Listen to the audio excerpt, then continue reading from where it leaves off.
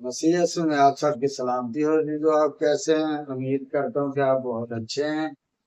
اور جیسا کہ آپ خدا کے کلام کو سیکھ رہے ہیں، باپ کیا ہے، واحد خدا کیا ہے، بیٹا کیا ہے، یسوع نام کیا ہے اور روح القدس کیا ہے، ان سب کے تعلق سے ہم سیکھ رہے ہیں خدا کے کلام کو بڑی ترتیب کے ساتھ اور بڑی وضاحت کے ساتھ، بڑی گہرائی کے ساتھ کہ خدا کا کلام ہمیں کیا سکھاتا ہے۔ عزیزو، جیسے کہ میں نے آپ کو پہلے بھی بتایا ہے کہ بہت سے خدام بہت ساری کتابوں کی تفاسیریں کرتے ہیں اور ان کو اپنے آگے رکھتے ہیں اور کہتے ہیں کہ فلاں خدام نے یہ کہا، فلاں خدام نے یہ کہا، تو ان کی باتوں کو بہت زیادہ ترجیح دیتے ہیں۔ تو عزیزو، علم کو سیکھنا کوئی بری بات نہیں ہے، علم کا ہونا اندر کوئی بری بات نہیں ہے، یہ چیزیں بہت اچھی ہیں، لیکن عزیزو ہمیں خدا کے کلام اقدس کو سمجھنا ہے اور ہمیں یہ جاننا ہے کہ آیا کہ جتنی بھی تفسیریں ہیں خدا کی خادم جب بڑے بڑے جو اپنے آپ کو کہتے ہیں کہ ہم بائبل کے ڈاکٹر ہیں، تو یہ کلام اقدس کے مطابق تفسیر کر رہے ہیں یا نہیں کر رہے ہیں؟ اگر کرتے ہیں تو ٹھیک ہے، اگر نہیں کرتے کلام کے مطابق تو پھر اس تفسیر کو ہم نے نہیں اپنے مد نظر رکھنا۔ تو عزیزو، خدا آپ کو برکت دے اور ہم نے خدا کے روح القدس کی رہنمائی میں چلنا ہے، جو ہمارا ایک اچھا استاد اور ہمارا اچھا ایک لیڈر، جس کا یسوع مسیح نے وعدہ کیا کہ میں جاتا ہوں اور باپ میرے نام سے تمہیں ایک مددگار دے گا، بھیجے گا۔ تو روح القدس ہمارا ایک مددگار ہے، وہ ہمارا استاد ہے، جو یسوع مسیح نے ہمیں تعلیم دی ہے، وہ ہمیں ریپیٹ کرواتا ہے، سکھاتا ہے۔ تو ہمیں عزیزو سیکھنا ہے بیٹے کے تعلق سے کہ بیٹا ہے کیا۔ میرے ساتھ خدا کے کلام اقدس کو کھولیں، پہلا کرنتھیوں، اور اس کا ہم دیکھیں گے 15 باب، اور اس کی ہم 2 آیتوں کا مطالعہ کریں گے۔ 21 آیت لکھا ہے، کیونکہ جب آدمی کے سبب سے موت آئی تو آدمی ہی کے سبب سے مردوں کی قیامت بھی آئی۔ جی عزیزو، جیسے کہ ابھی آپ نے آیت کے اندر سنا ہے، جو آپ کے سامنے پڑھی گئی ہے، کہ آدمی کے سبب سے موت آئی اور آدمی ہی کے سبب سے مردوں کی قیامت آئی۔ اب قیامت جو لفظ ہے، اس قیامت لفظ کے اوپر میں تھوڑا سا آپ کو زور دے کر سمجھاؤں گا۔ کچھ لوگوں کے الگ الگ خیال ہیں، ان کو اس بات کا علم نہیں کہ قیامت لفظ جو ہے وہ کیا ہے اور کس بات کی طرف وہ ہمیں اشارہ کرتا ہے اور کس بات کی طرف وہ ہمیں لے کر جانا چاہتا ہے۔ یہاں لکھا آدمی کے سبب سے موت آئی۔ اب آپ عزیزو اس بات کو جانتے ہیں کہ آدم جو ہے پہلا آدمی ہے، انسان کی تخلیق کا جو خدا نے تخلیق کی، پوری کائنات کی، پوری دنیا کی، تو آدم کو جب خدا نے بنایا تو اپنے ہاتھوں سے بنا کر اس کے نتنوں میں زندگی کا دم پھونکا۔ اب وہ آدم جو باغ عدن میں خدا نے بنایا اور ہمیشہ زندہ رہنے والا آدم بنایا، نہ کہ مرنے والا آدم، اور نہ ہی اس کے اندر موت کا کوئی کنسپٹ تھا، نہ ہی اس کے اندر تعلق تھا موت کا۔ اب آدم کے اندر اگر موت آئی ہے تو وہ گناہ کے سبب سے آئی ہے۔ عزیزو، جو خدا نے کہا کہ آدم تو باغ کے سارے درختوں کا پھل بے روک ٹوک تو کھا سکتا ہے، لیکن باغ کے سینٹر میں جو درخت ہے اس کا پھل تو کبھی نہ کھانا، جس روز تو کھائے گا تو مر جائے گا۔ اب عزیزو، آدم نے، ہم دیکھتے ہیں کہ وہ پھل خود نہیں کھایا، اپنا ہاتھ نہیں بڑھایا، لیکن جو خدا نے اس کے ساتھ اس کی مانند ایک مددگار بنایا، اس نے وہ پھل اس کو دیا اور اس نے کھایا۔ اب جب اس نے وہ پھل کھا لیا تو اس کے اندر موت وارد ہو گئی، موت اس کی ہمیشہ کی زندگی کے اندر آ گئی، ان ہو گئی۔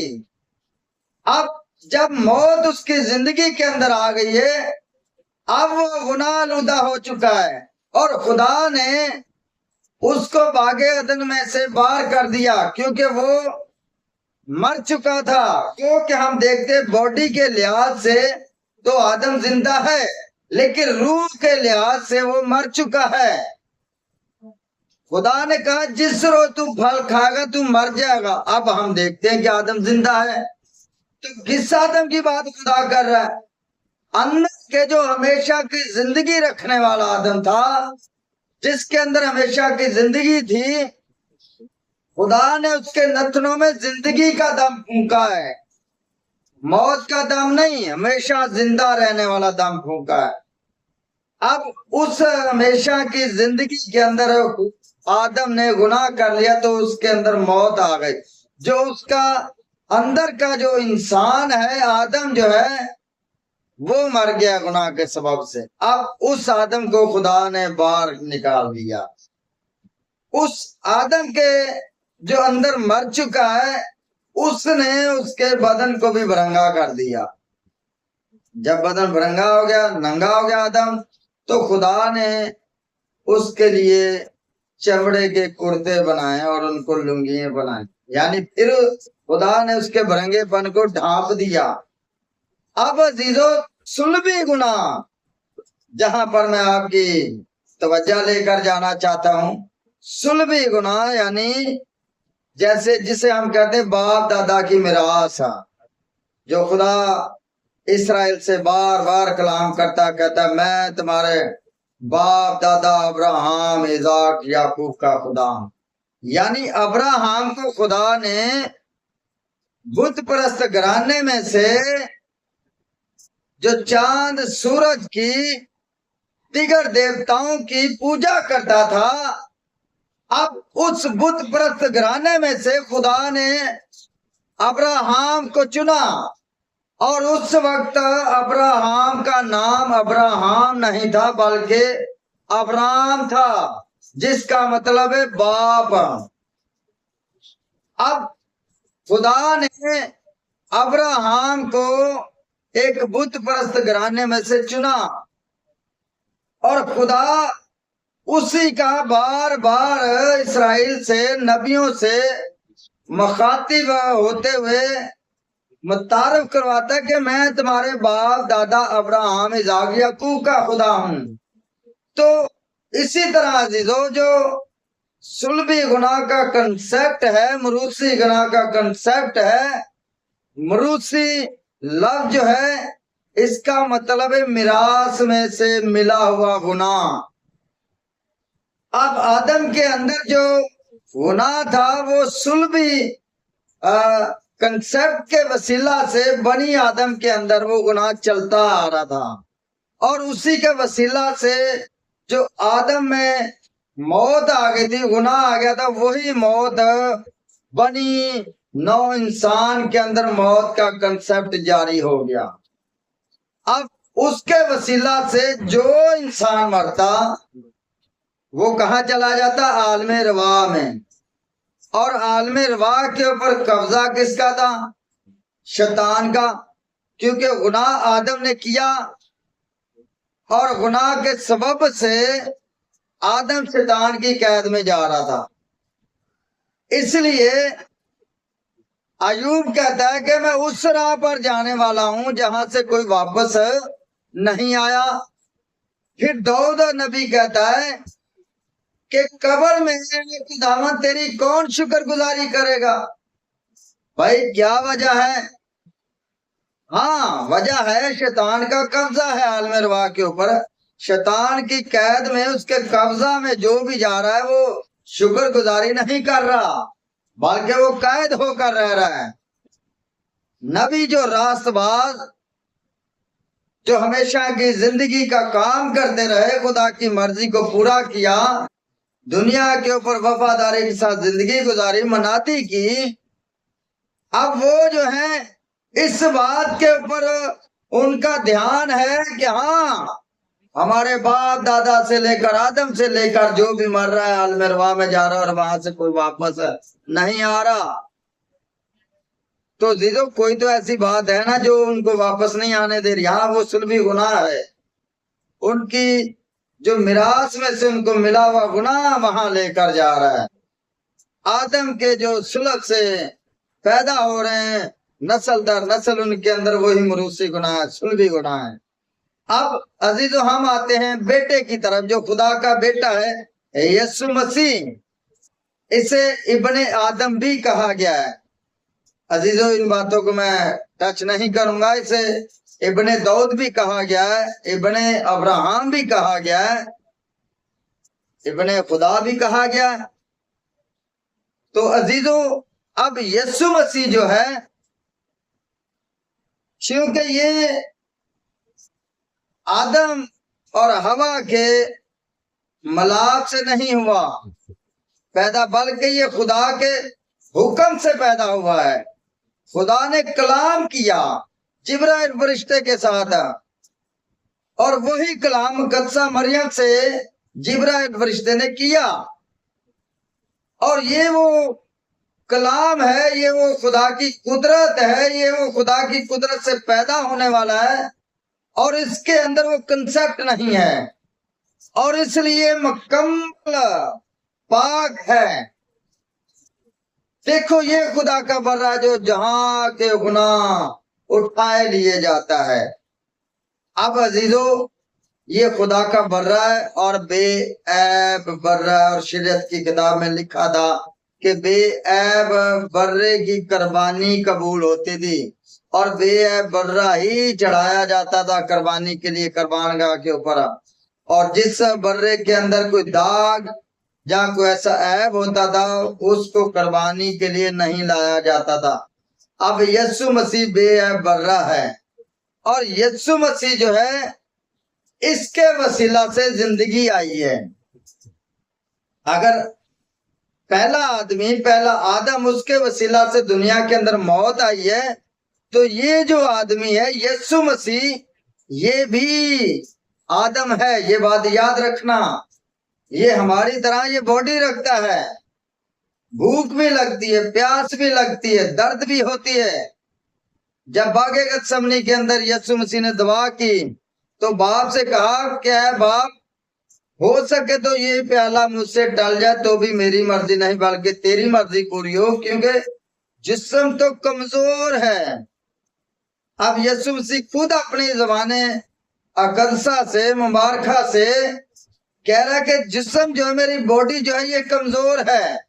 یہ اس صلیب تک جانے کا جو دکھ ہے جو مجھے سہنا ہے، اور جو صلیب گناہ آلودہ ہے، اتنی وزنی ہے، وہ میں نہیں اٹھا سکتا۔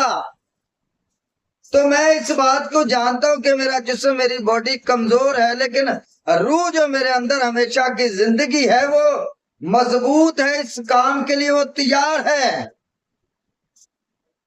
تو ہمیں یسوع مسیح کے ان الفاظ سے اس دعا سے ہمیں نظر آ رہا ہے کہ خداوند یسوع مسیح ایز اے انسان ہوتے ہوئے، ایز اے باڈی رکھتے ہوئے وہ کمزور ہے. تو یسوع مسیح چونکہ مر کے جی اٹھا تو یسوع مسیح نے زندگی کو قائم کر دیا. قیامت کا مطلب ہے زندگی کو قائم کرنا اور مردوں میں سے جی اٹھنا. قیامت کا مطلب یہ ہے کہ زندگی کو قائم کر دینا، مردوں میں سے جی اٹھنا. اور یسوع مسیح مردوں میں سے جی اٹھا ہے اور اس نے زندگی کو قائم کر دیا. جو ایوب نبی کہتا کہ میں اس راہ پر جانے والا ہوں جہاں سے کوئی واپس نہیں آیا. اب یسوع مسیح نے اس عالم روا کا دروازہ جو جانے کے لیے تو تھا لیکن آنے کے لیے نہیں کھلتا تھا، جانے کے لیے کھل رہا ہے، آنے کے لیے نہیں کھل رہا. اب یسوع مسیح چونکہ بے عیب ہے، اس کے ذات کے اندر گناہ نہیں ہے، خون کے اندر گناہ نہیں ہے، صلبی گناہ کا کنسپٹ نہیں ہے یسوع مسیح کے اندر، وہ ٹوٹل مکمل پاک ہے. اس لیے شیطان کا اس کے اوپر قبضہ نہیں ہے. یسوع مسیح نے کتاب مقدس کے مطابق وہ ہوا، دفن ہوا اور کتاب مقدس کے مطابق وہ جی اٹھا مردوں میں سے اور اس نے زندگی کو قائم کر دیا. اور یسوع مسیح آدمی ہے جس نے ہمیشہ کی زندگی کو قائم کیا. پہلا آدمی اس کے وسیلہ سے موت آئی اور یسوع مسیح جو آدمی ہے اس کے وسیلہ سے ہمیشہ کی زندگی ہے. عزیزو اسی آیت کو میں دوبارہ پڑھوں گا پھر دوسری آیت کا مطالعہ کریں گے. لکھا ہے کیونکہ جب آدمی کے سبب سے موت آئی تو آدمی ہی کے سبب سے مردوں کی قیامت بھی آئی. جی، ایک آدمی کے وسیلہ سے موت آ رہی ہے اور ایک آدمی کے وسیلہ سے مردوں کی قیامت آ رہی ہے، یعنی جی اٹھنے کو قائم کیا جا رہا ہے. یسوع مسیح وہ آدمی ہے جس نے زندگی کو قائم کیا. جو تیموتھیوس کے خط میں لکھا ہے کہ خدا اور انسان کا درمیانی وہ جو انسان ہے، یسوع مسیح کے بابت لکھا وہ جو انسان ہے. ہم آگے چلتے دوسری آیت کا مطالعہ کرتے ہیں. اور جیسے آدم میں سب مرتے ہیں ویسے ہی مسیح میں سب زندہ کیے جائیں گے. عزیزو جب یسوع مسیح آئیں گے بادلوں پر تو جو یسوع مسیح میں سو جاتے ہیں، جو یسوع مسیح کو بپتسمے کے وسیلہ سے پہن لیتے ہیں، اس کی موت کے اندر شریک ہو جاتے ہیں اور اسے اپنا نجات دہندہ قبول کر لیتے ہیں، اسے اپنا شخصی نجات دہندہ قبول کر لیتے ہیں، اسے اپنا خداوند مان لیتے ہیں، اس کی مصلوبیت کو قبول کر لیتے ہیں کہ ہاں خدا کا بیٹا جو ہے یسوع مسیح جو وہ میرے لیے مرا ہے، میرے لیے قربان ہوا ہے، تو میں یسوع مسیح کی موت کے اندر شریک ہوں گا. اب میں نہ زندہ رہا بلکہ مسیح یسوع مجھ میں زندہ ہے. اب یسوع مسیح کے اندر ہم نے بپتسمہ لینا ہے اور اس کے بپتسمہ لینے کے وسیلہ سے ہم جب یسوع مسیح آئے گا تو زندہ کیے جائیں گے اور جب زندہ ہوں گے تو ہوا میں اڑ کر یسوع مسیح کا استقبال کریں گے. اب یسوع مسیح واحد ایک ایسا ذریعہ ہے عزیزو کہ خدا کے پاس اگر ہم نے جانا ہے تو وہ یسوع مسیح دروازہ ہے. صرف اور صرف یسوع مسیح دروازہ ہے جس کے وسیلہ سے ہم خدا کے پاس ہمیشہ کی زندگی کے اندر جائیں گے، ورنہ ہم نہیں جا سکتے. عزیزو خدا آپ کو اور مجھے اس کلام کے وسیلہ سے برکت دے اور خدا کا فضل ہمیشہ آپ کے اوپر ہوتا رہے.